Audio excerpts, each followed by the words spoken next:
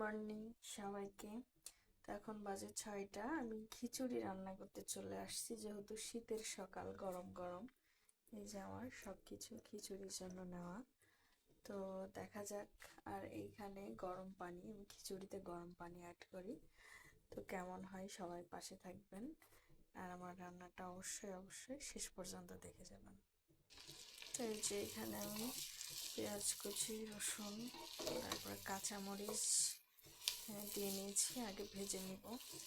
আমি এটা খিচুড়ি কষা করব, খিচুড়ি ভুনা, সরি, খিচুড়ি ভুনা।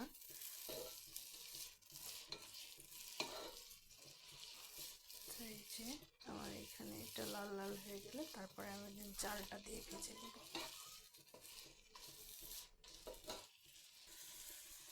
যে এখন আমার এটা প্রায় ভাজা ভাজা হয়ে গেছে, এখন আমি চালটা অ্যাড করব।